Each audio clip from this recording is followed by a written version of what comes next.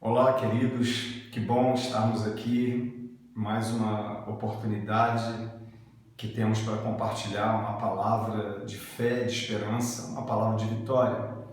E nesse momento eu quero refletir com você sobre a nossa convicção em relação à pregação do Evangelho. Eu sei que nesses dias nós estamos atravessando esse momento de distanciamento social. E você pode pensar e questionar, mas pregar o Evangelho como nesses dias? E eu quero compartilhar uma palavra com você que é um exemplo bíblico poderoso de pessoas que não foram vencidas, não foram demovidas da sua decisão, pessoas que tinham uma convicção poderosa no seu coração, no seu espírito, do cumprimento da sua missão. E eu quero ler um texto da palavra de Deus que está aqui no livro de Atos dos Apóstolos, no capítulo 14, sobre Paulo e Barnabé.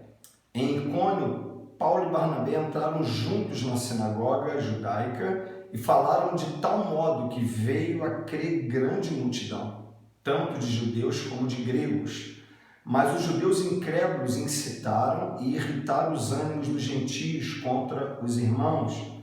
Entretanto, demoraram-se ali muito tempo, falando ousadamente do Senhor, o qual confirmava a palavra da sua graça, concedendo que por mão deles se fizessem sinais e prodígios. Mas dividiu-se o povo da cidade, uns eram pelos judeus, outros pelos apóstolos.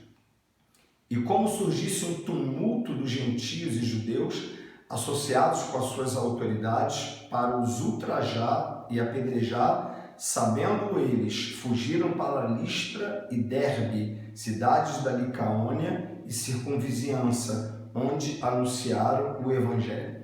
É impressionante como tanto o apóstolo Paulo quanto Barnabé tinham uma convicção absoluta no coração do cumprimento da missão que eles haviam recebido da parte do Senhor.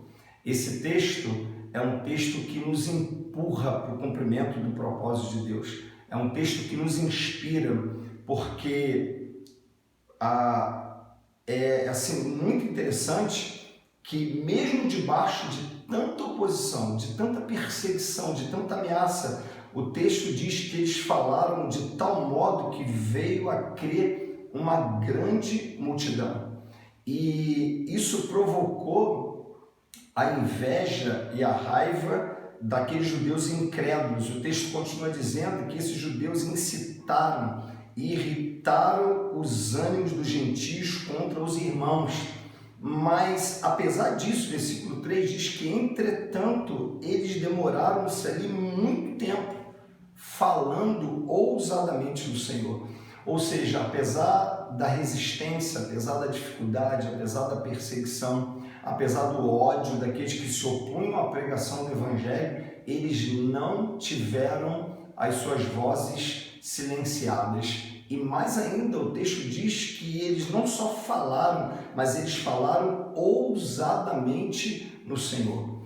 Eu quero encorajar você a pensar nisso nesse tempo. Não sei que tipo de adversidade você tem enfrentado, mas eu quero te lembrar o poder dessa palavra e animar você, apesar da perseguição, apesar das adversidades, apesar de circunstâncias muito diversas as quais você possa estar atravessando, que esse mesmo Espírito, que é a presença do Espírito de Jesus no coração de Paulo e de Barnabé, que também habita em você, possa renovar você, encorajar você, fortalecer você, para que você não seja arrancado do propósito. O propósito é que eu e você sejamos o sal da terra e a luz do mundo, como Jesus disse, e nada venha calar a minha voz e calar a sua voz. Esse texto diz que o Senhor confirmava o poder da sua palavra, dando a eles graça, realizando muitos sinais e prodígios através da vida desses homens. E ainda assim, mesmo diante do agir de Deus, o texto diz que aquela cidade se dividia e, tumultuando, impulsionaram as autoridades para ultrajar e apedrejar aqueles irmãos. mas mesmo assim eles escaparam daquela circunstância e continuaram anunciando o Evangelho. Então que você pare para pensar nisso. Se você ler o texto mais adiante do capítulo 14, você vai descobrir que Paulo foi apedrejado. E os discípulos, quando se aproximaram dele, pensavam que ele estava morto, mas ele se levantou e entrou na cidade e continuou pregando o Evangelho. Que nada faça você desistir do propósito que Deus tem para a sua vida. Que nenhuma dificuldade pare você ou cale a sua voz. Pelo contrário, que você seja fortalecido no Senhor esses dias. Que Deus use a sua vida como um canal de cura, de restauração, de libertação e de salvação de pessoas por onde você for. Que Deus te abençoe, graça e paz.